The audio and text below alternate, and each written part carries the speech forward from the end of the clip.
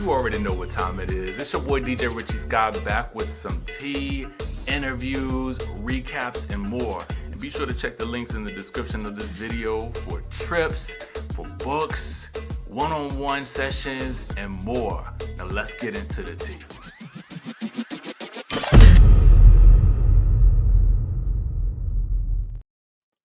Speaking of tea, this Chick-fil-A tea is mighty good today. Skye Squad, we are back in the building and we got to discuss this arrest. Now, you guys have been dropping this tea down in the chatterization since I think last week. I think it was last week.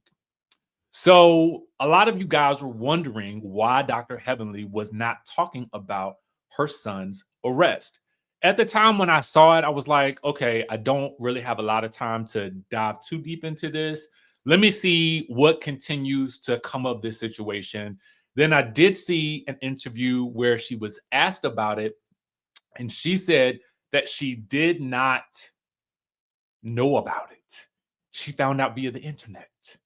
And then she went back and asked her sons, and nobody had been arrested recently. Well, this allegedly, well, I can't even say allegedly at this point because she admitted it. This did not happen recently. Apparently, this happened in 2023. Now, when she was on Carlos King's podcast last night, in case you missed it, Carlos King, Dustin, Claudia were joined by Dr. Heavenly to recap the goings on with Married to Medicine and Real Housewives of Atlanta. Definitely a good watch if you have not seen it, okay? I haven't seen the entire thing, but I did manage to get the general gist of what Dr. Heavenly had to say specifically about this arrest because it was sent to me as well. In doing so, I also got to hear Dustin give a very, very thorough breakdown of what he feels like needs to happen with Married to Medicine moving forward. And we'll get to that in just a second. The arrest situation, Dr. Heavenly clarifies on here that she did not know about this and that it happened in 2023, but that Damon cleared it all up, went down and talked to the people and never let her know about it. Now, my general thought was initially, well, if you ask the sons, like, why didn't they just tell you? Like, why didn't the son just tell you that it happened? Like, at that point, cat's out of the bag. You know what I'm saying? Because the information is out there. And especially when it's like that type of record, right? Now, she says something to the effect that he wasn't charged or something, but I thought I remember hearing something about something coming up. I'm not really sure, but she pretty much downplays it and insists that Dr. Damon was just being a good husband because if she had known, she would have flipped some tables and things. And I'm sure any mother would be upset about this. Again, when I first heard about this story, I was like, I saw you guys dropping the hints, dropping the tea in the chat, did not ignore it. I just said, let me just watch and see what happens. Sometimes I just kind of want to get a good idea, especially when stories like this, I got to kind of like just sort of read the landscape on it. And really, honestly, there had been so much other news, especially in the lead up to the Kenya situation, that we had enough to talk about, right? So now that this is out of the bag and she's finally addressed it, let's talk about it. I think that one of the reasons why people are so interested in what is going on with Dr. Heavenly is because there are a lot of people that feels like Dr. Heavenly spills a lot of tea about everybody else on the cast. But they sometimes feel like because they know that as she states, her marriage is not for sale, that some people are feeling like she is doing that as a deflection and as a distraction so that there's no focus on what is happening in her real life. That leads me into, and I don't know that's what she's doing. I really don't. I just know that she, spills the tea for us, right? But what I love that Dustin pointed out was that there seemed to be a lack of authenticity on this show. And the way he described it so articulately to her in terms of what needs to be done, I just feel like it was chef's kiss because it really encapsulated everything that I have been thinking about this show.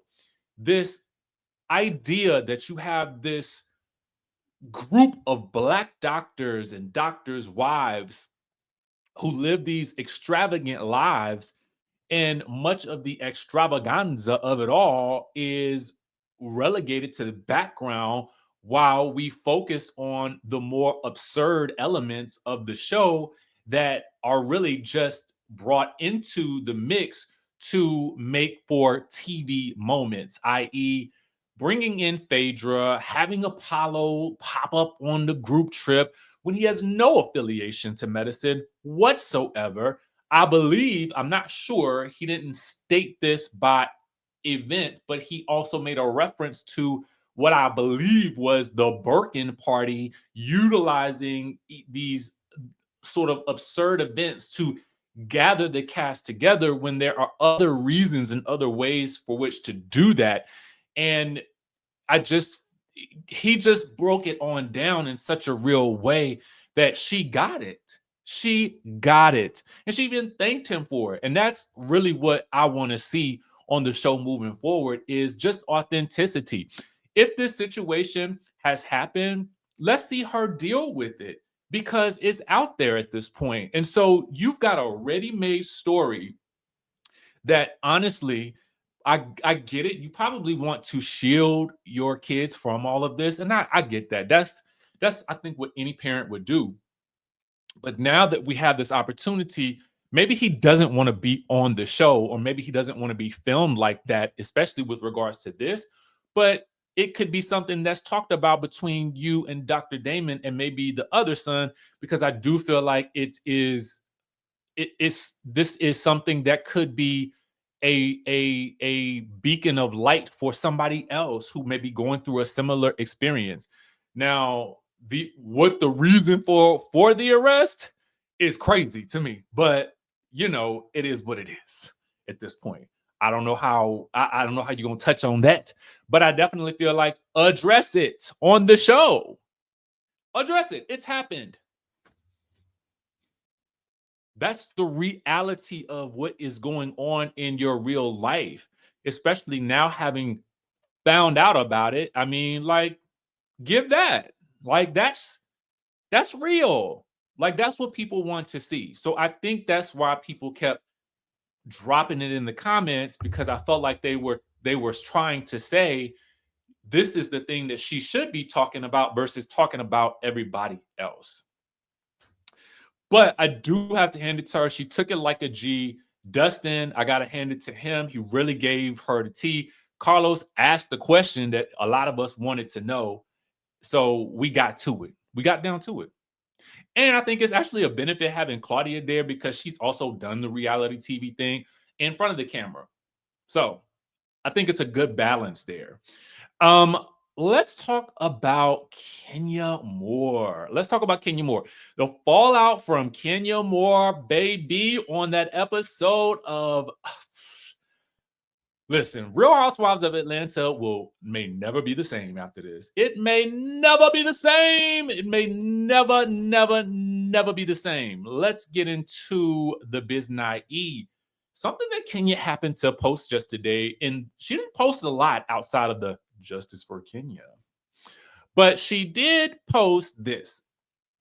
She says, someone says, so none of them heard the pow pow comment, but Kenya? Is that what they're saying? It seems like Portia is the only one that believed her, but dang. So it was really Kenya versus everybody. Well, the proof is there now. So what's next, Bravo? This obviously may have been tweeted during the show. I'm not necessarily sure, to be honest with you. Shout out to the Bravo Shade Room for posting this. And it was something that I did feel like I screenshotted it yesterday, and I wanted to kind of discuss it today because I knew that we were going to be covering some of the aftermath of, what happened. And so Kenya responds and says, Portia and I stayed behind as I talked to the showrunner. So she did go to the powers that be, which was a question that I did have. Like, did she speak to someone, right? And again, I feel like some of these questions we asked at the time last year, but I think that some of these questions bear repeating after having seen these things play out in front of us on the screen, right? So she did talk to the showrunner. The showrunner is the person who is in charge of running the show.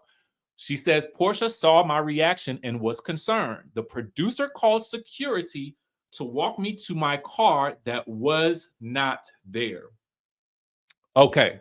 So, my question being this, if there is this security factor going on, I need to know what happened in betwixt the time period that this event at the bank happened and Kenya Moore's hair spa opening happened. How many days passed?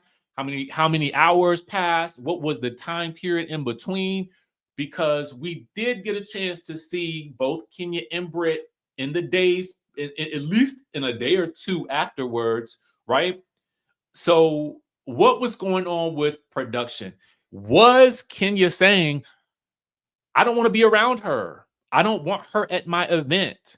Because that would also be my next thought. The girl is disinvited. So she wasn't necessarily disinvited based on the conversation that Kenya, Portia, and Kelly had.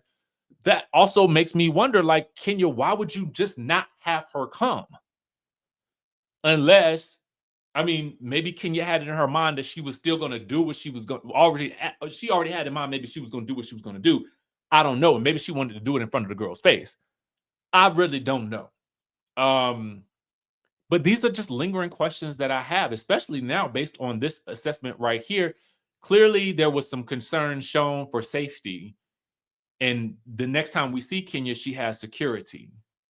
But there was no security escorting Brit out of the event because I would have been thinking that that would have been happening, right? I just have so many questions. And I know it's probably listen, we're probably too late at this point from anything going any differently with this situation, but I have to ask, especially when new information comes out. We got to ask the questions, right? So, with that being said, make sure you guys listen, keep it locked onto the channel. If you haven't already done so, tap into our Rich Life 202-918-3386 if you want to learn about how you can recession proof your life, earn residual income, and work in the travel, entertainment, and lifestyle business from the comforts of your phone, doing little to nothing, okay? Except making money, referring, and traveling the world. All right. Easy, breezy, lemon squeezy. And if you haven't locked in, we will be having a 7 p.m. launch call tonight. We've been doing it every night this week at 7 p.m. We're going to keep doing it this week because we got to keep changing people's lives, especially in this economy and with these tariffs. People need income. So tap on into that. This is something I can't wait to do. Also, too, oh my God. So one of the other things that I wanted to do was I do these coaching sessions one-on-one. What I'm finding is that a lot of people are feeling very, very stuck getting started on their YouTube journey. So what I'm going to do is I'm going to host a live masterclass. I think next Saturday, not this coming Saturday, but next Saturday, probably from like 10 to noon, 10 a.m. to noon. And this will be just sort of us diving all into getting on YouTube, creating content, getting started on your journey, and getting unstuck. So if that is you, then I am going to help you get unstuck. So with that being said, I will drop that information in just a few hours, but stay tuned for that. And I will catch you guys in the next video.